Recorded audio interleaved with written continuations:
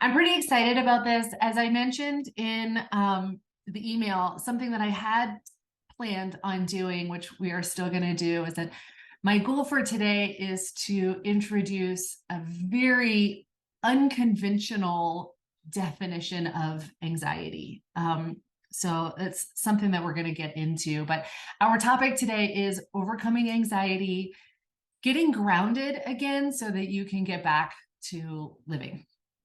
And as I do every time we do one of these monthly workshops, I will ask that you do yourself a favor, put your phone somewhere else, turn off your email application, just do whatever it takes to be fully present here, knowing that all of that stuff, you can come back to it. We're just going to be here for about 30 minutes, so it's going to be available for you later. Just give yourself this time.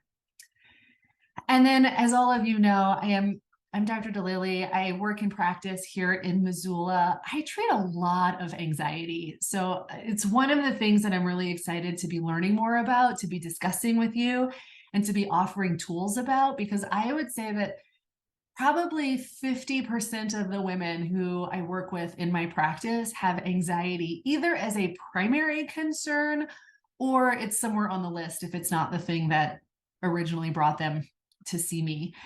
And this is what we're going to talk about today. So the first thing that I want to acknowledge is that while the workshop is called Overcoming Anxiety, the word overcome means to defeat or overpower. And that's not actually, this isn't about defeating anxiety or overpowering your anxiety. It's really much more of a process of understanding and integrating the experience that you're having so that your anxiety is not overcoming you. But what we're going to learn are these two different definitions of anxiety. One is the very conventional, like what people usually mean when they say anxiety. And the second is going to be really what I have come to understand anxiety to mean. We're going to talk about three different approaches to addressing anxiety. We're going to explore social conditioning because I do believe that our social conditioning is often the thing that interferes with our ability to experience and integrate the messages of our body. And then we're going to talk about how do we achieve that integration? Essentially, how do we get grounded again when anxiety is getting in the way? So that brings us to, what is anxiety? The medical definition of anxiety is that it is a feeling of persistent worry, nervousness, or unease that is typically, like an obsession with imminent danger or some sort of uncertain outcome, that it's excessive for the experience that you're having, and that it's accompanied by physical sensations. So, like I said, it's only so useful, right? Like it helps us to know, yeah, that's what we're talking about. But the definition that I would like to introduce and what we're really going to explore today is the idea that what anxiety is that when your body is having a particular experience and it's asking something of you, and that your mind comes in and disagrees and then supersedes the wisdom of your body. So last month, for those of you who were in that workshop, we discussed this idea of listening to when your body is a yes to something and when your body is a no to something. If you were not part of that workshop, you can access that through the replays page on my website, and it will give you much more information about this particular idea. But I think most of us can relate to the idea that there are times that we are a yes to an experience. And there are other times that we are a no to an experience, that our body is recoiling, constricting, contracting. But when our mind steps in and says, do it anyway, I will not honor your no. I'm going to push you forward. I believe that anxiety is what results as an intersection of that particular phenomenon. There are other times, I think, when the body is a heck yeah, let's do something, and the mind steps in and says, oh, no, you can't do that. I think that that's less likely to result in anxiety and more likely to result in what we think of as depression or apathy. But for the context of this conversation, my framework is predominantly influenced by the idea that the experience of anxiety is the disagreement between the wisdom of the body and what is considered allowable by our mind. So as we move forward with that, then I want to discuss, like, loosely speaking, what are the 3 strategies for addressing anxiety? And these aren't just my strategies. This is like, how do we treat anxiety in the world today? So the top-down philosophy is really what talk therapy comes out of. It is mind-driven. And so when we have a mind-driven approach to controlling anxiety, we are typically trying to reframe a situation. We're asking, why do I feel this way? We're trying to talk ourselves out of it. And what I will say is that can be helpful sometimes, but what we tend to find is that talk therapy in isolation has its limits. And when I say that it has its limits, I really do mean as a standalone, it has its limits. It can be incredibly useful when combined with some other approaches, which we'll talk about today. The second strategy is this pharmacological one. Now, that could be a prescription medicine, either an antidepressant or an anxiolytic. But from my perspective, that would also include all of the ways that we self-medicate: alcohol, illicit substances, sugar, social media, right? Like anything that we are doing to change our chemistry in a way that dulls our senses so that the sensations of our body are not so overwhelming. I'm not saying that these are bad, that these are wrong. Like, again, they have their uses, but we should acknowledge that some of them are prescriptive in nature and others are not prescriptive in nature, but they are often accomplishing a similar impact of reducing the intensity of our sensation so that it occurs to us as more manageable. And then the third approach is the bottom-up approach. And the bottom-up approach is what we're going to spend the majority of our time in today. It's what really has my attention in life right now, because the bottom-up approach is what we could think of as somatic experiencing, right? It's actually calling forth the wisdom of the body. It's allowing the physical sensations to complete their cycle, right? To come to the surface into our conscious awareness so that we can listen to them and integrate them. There is a book for those of you who are interested in this topic. There is a book called Burnout, written by a woman named Emily Nagoski, that goes into great detail about how we can complete the stress cycle so that instead of storing that stress in our body, we're able to discharge some of it. So a lot of the stuff that we talk about today is going to be pulling from that book. That is not the book that had me rewrite this entire workshop, but I do want to at least acknowledge that it is a fantastic resource for tools that involve the somatic experience or these body up therapies. As we talk about how to apply these strategies, like I said before, we're really going to focus on the bottom up. Right? Connecting to the felt sensation, which is like, what's happening in my body right now? The felt sensation is the constellation of physical sensations and the emotional tone that comes with them, and allowing that process to unfold. The second aspect of this bottom up aspect of addressing our anxiety is that we honor the value of what our body is communicating.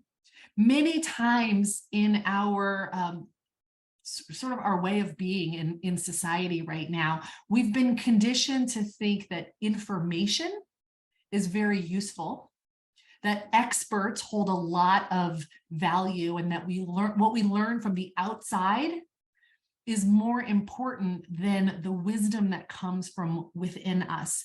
And so with this bottom-up approach to integrating and addressing anxiety, it's not enough to just feel the sensation, but to actually begin to listen to it, to allow it to communicate. Like, if my body had a message for me, what might that message be? And then that we begin to make space in our life to incorporate that wisdom. So before I go on, because the next slide is about social conditioning, I want to give you guys a little bit more context for when these kinds of tools are appropriate and when they're not.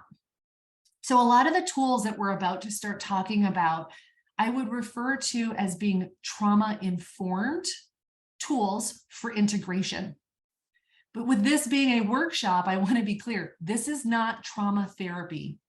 And so as you think about how to pull this content into your own life, it's appropriate for when you are experiencing stress and mild to moderate anxiety.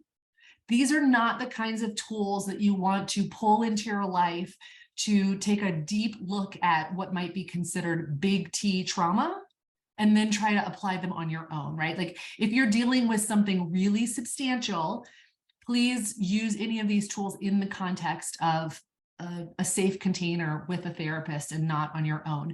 But for the sort of tools, for the sort of situations that we're about to discuss, I think that these are very appropriate and very helpful. So two of the common situations that I see in which bottom-up integration is incredibly useful is, like, one, social anxiety. And another example that I'm going to give is the kind of anxiety that often comes up with patients when they say, like, I start to get a panic attack when I pull into the parking lot at work, right? So it's like a situational kind of experience. Now, with social anxiety, what I have found from the patients that I work with is that oftentimes there's a past history that tells them that the messages of their body is not helpful. So I'm thinking about one patient in particular, and this is a young girl who is deeply introverted. And by introvert, I mean she's quiet in nature. She likes deep conversation. She is not naturally a social butterfly that's very happy to have small talk at a party. She likes reading books and having deep conversations with one person or small groups of people. But then when she steps into a social setting, her body starts to freak out. Her heart rate goes up. She feels pressure on her chest. There's a buzziness all over. And when I think about that in this context, it's like her body is coming to life to say, this is not my space. This is not where I find value. This is not where I am happy. And her mind is coming in and saying, I need you to shut up. This is what I am supposed to do right now. I'm supposed to go be social. I'm supposed to network at these kinds of work environments. I'm supposed to introduce myself to my classmates, right? And so you can start to see the tension there. Her body's saying, no, this isn't for me. And her mind is saying, be quiet. We're moving forward. The resulting experience is what she refers to as an anxiety attack. When it comes to honoring the value of what's being communicated, the kinds of work that we end up doing is saying, well, what kinds of experiences would you prefer to have? Can you, and then again, making space to incorporate the wisdom of your body. Can you begin to honor that and say, wow, well, I'm not a social butterfly. And I don't need to be. I am much happier having the one-on-one conversation about a documentary or some cool book that I read, rather than pushing myself to go socialize. The patient that I have in mind right now has a twin sister who is an extrovert. And her entire life, every time she wanted to stay home and hold back, her parents went, no, no, no, go socialize with your sister. Your sister's friends are your friends. And so then she came to me and we talked through this process. And I said, I actually don't think you have social anxiety at all. I think you've been forcing yourself to hang out with people who are not your people. And the more you can recognize and honor that your body's trying to communicate something to you, you can put yourself increasingly in circumstances that are a fit for your nervous system, resolving the tension. The other situation that I explained, right, or that I'm drawing on, is a patient who experiences panic when she pulls into the parking lot of her job. Take 2 seconds and think about how this patient feels about her job. It's like her boss is not supportive. She does work that she's not thrilled about doing. They have asked her to perform tasks that are beyond her level of training.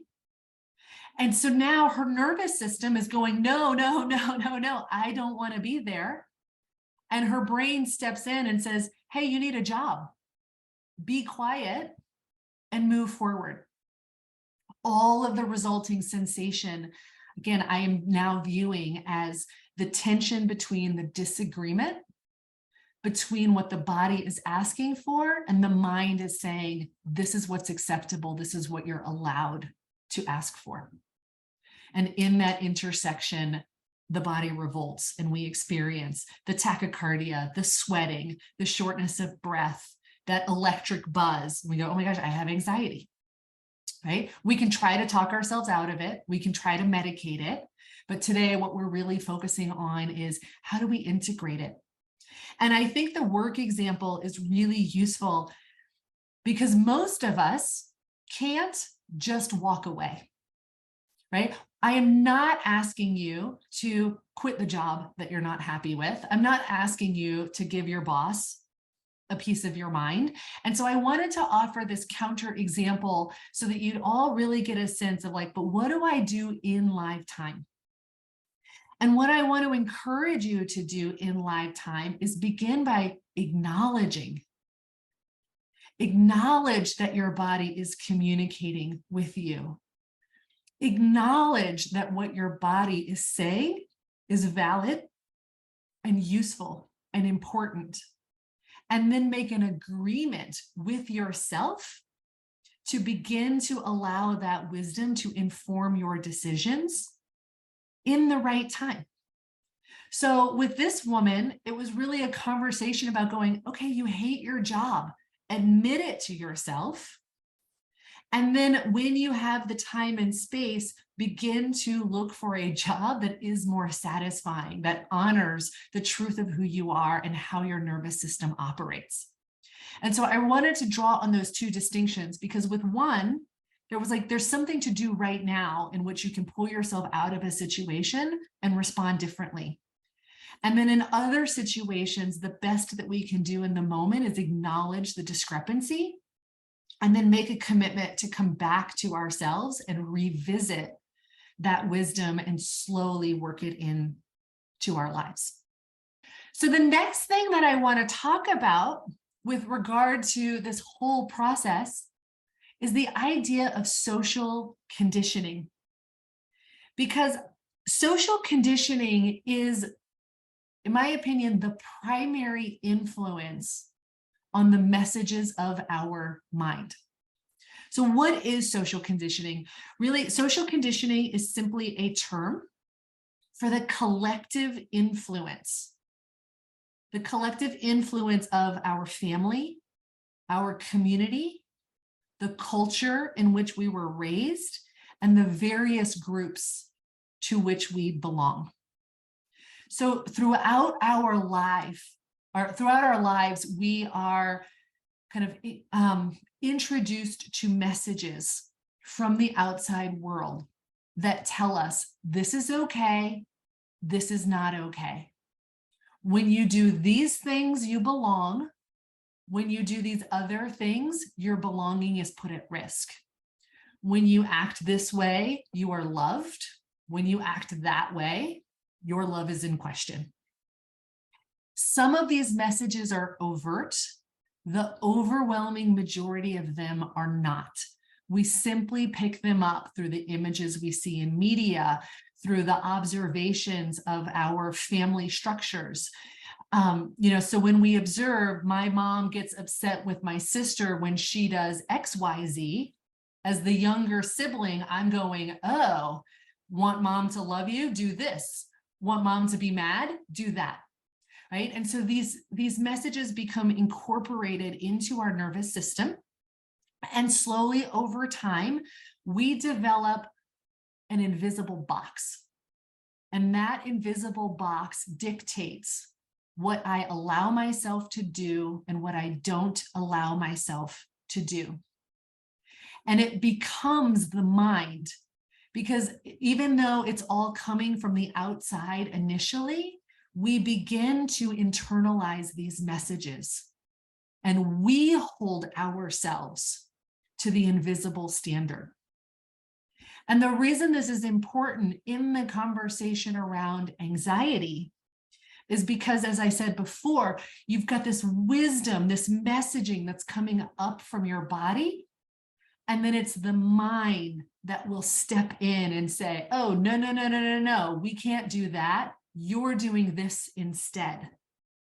And what I want to help you recognize is the majority of the time, that messaging that says, shut up and move forward, is an externalized message that you have begun to internalize, right? We have learned that the wisdom of our body is not to be listened to, not to be trusted. And it's why we are in these arguments with ourselves. And it has some very key implications to when we are experiencing stress and our lack of ability as human beings to integrate that process and move forward. And specifically, what I'm referring to here is that if you like watching nature videos, I happen to, as a kid, right, I grew up on National Geographic. And one of the things that we see in the natural world is that when an animal has been attacked by a predator and survives, as it is leaving the scene, it shakes, right? The possum who played dead gets up and walks away, and it shakes off. The antelope that survived the attack from the lion or the cheetah shakes off and then goes back to grazing. As human beings, we have a tendency to shut that process down. We start to tell ourselves, I'll look stupid. I can't do that. That's not allowed. And so we experience the stress of the moment, and we prevent our bodies from going through the entire cycle to get to the other side. And it's because of this that we store that stress in our own system. It's because of this that we carry the association of those moments into the next moment. So drawing back on the patients that I discussed before, my 25-year-old patient with social anxiety has a stored memory of social situations, specifically because she did not let herself complete the stress cycle. So she carries that into the next one, which means that her nervous system is already closer to the threshold of tipping over into the anxious response. My patient who doesn't like her job has a stored cellular memory of being in that environment that gets triggered the moment she pulls into the parking lot. So when we don't allow ourselves to complete the cycle, we carry it with us, and we put ourselves closer and closer and closer to the tipping point of activation. And so one of the things that we want to talk about with regard to social conditioning, as I said before, that doesn't mean that I'm asking you to complete the process in time or like in live time in that moment. I'm not asking my patient to tell her boss what she actually thinks. I'm not asking my patient to quit her job and walk out.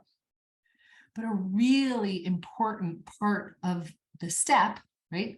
This is what we want to look at next, is like, what do we do when the body and the mind disagree? How do we begin to create that space?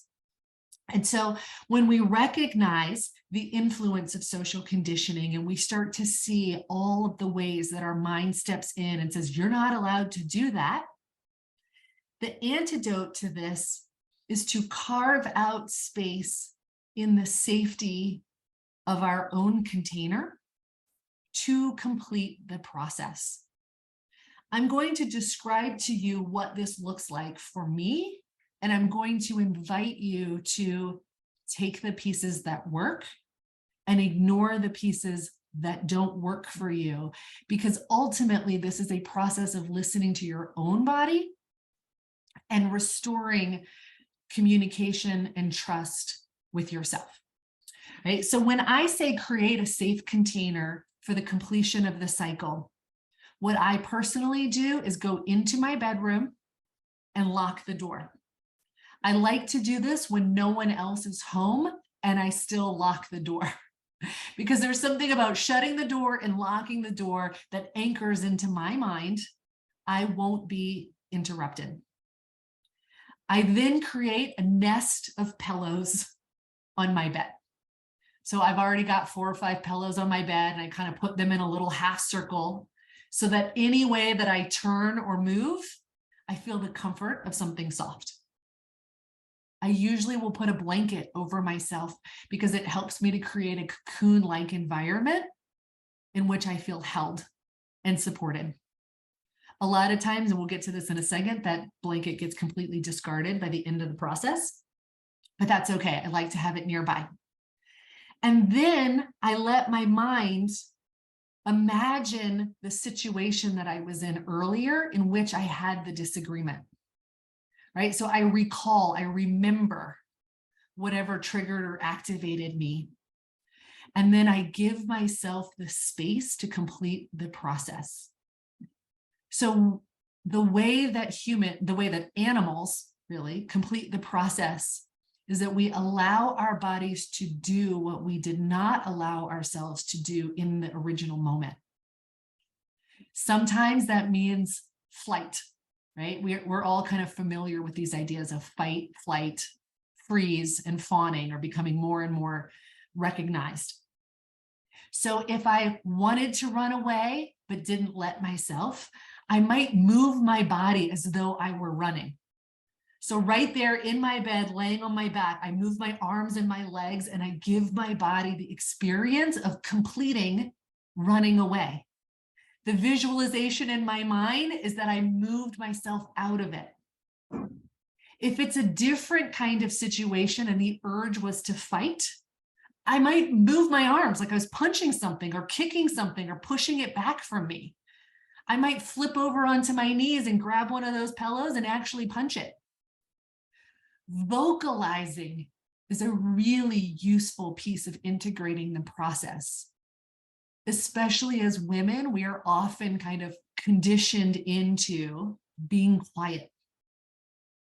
And so sometimes I might let myself yell, scream, maybe curse. Sometimes I just need to make noise. I just need to move the energy through my body. And so it might sound like moaning. I might cry. I might sob. I might sob until I shake. But in the safety of that container, I listen to my body and I let my body generate whatever movement, activity, sound is needed to go through the whole cycle. And that's how I discharge so that I'm not carrying that stress into my future. And what works for me after that is to then, either put that blanket back on, or if I didn't kick it off, then to hold it and to allow that space of my little pillow nest to become like a safe cocoon.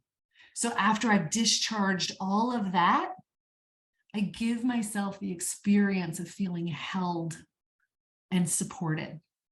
I let my nervous system return to safety, not because I told it to shut the heck up because it didn't have something to say to me, but because we went through the whole cycle, it discharged its energy.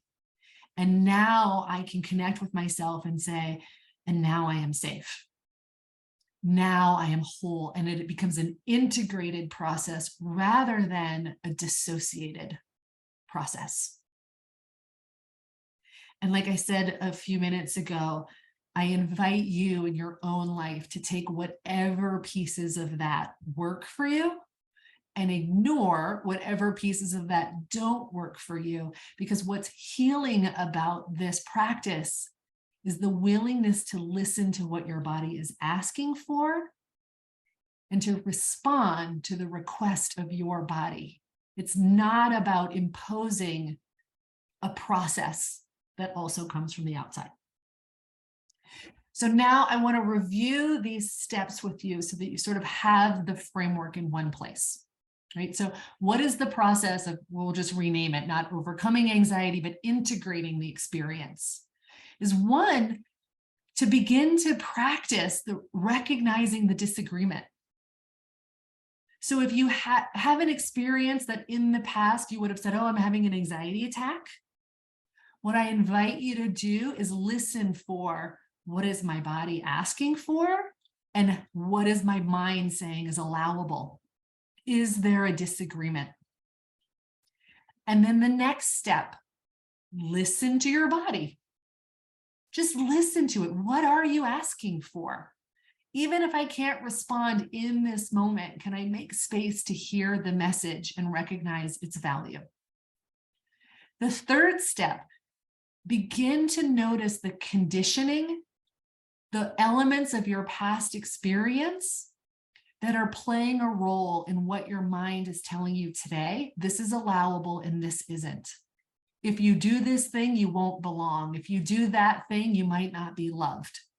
And just notice, like, where's that coming from? Even if you don't do anything with it, it's really helpful to go, oh, I see why I feel that way. I see why I think these thoughts. I understand why I believe what I believe. And then as you begin to make these distinctions, acknowledge that the messages, the wisdom of your body is valid. If you can't act in that moment, then at least acknowledge that wisdom and communicate to your body, I will begin to make plans and choices that bring you and that wisdom to the forefront of my life, instead of continuing to listen only to my mind, which is a product of all of the conditioning that I've had in my life and not really a reflection of my fullest truth. So that is the process of becoming friends with the sensation of your body, right? So we went from overcoming anxiety to really integrating experiences. And what is possible, I believe, through this process is friendship and relationship, right? The real recognition that your body has your best interest in mind and is trying to communicate with you in really useful ways. When these things can be combined with talk therapy, top-down approaches, there's a true avenue to freedom, and that's not to discount the benefit of pharmacological intervention. For some of us, that experience is so intense that pharmacology offers, like a really important stepping stone. And so I just want to say that, like, by focusing on body-centered therapies, it is definitely not to the exclusion of the value of talk therapy. And it is not being dismissive of all of the other ways that we can work with ourselves. My hesitation about pharmacological therapy is simply that when we numb ourselves so much that it perpetuates the lack of communication with our body, I think we limit our path to integration. The goal here is to offer a path to integration. So that is it. That completes our March workshop. If you guys have any questions, I invite emails. And if you have requests for future workshops, then please feel free to offer that feedback. as well. Thanks so much for your time today. I hope you learned something valuable, and I'll see you guys all soon.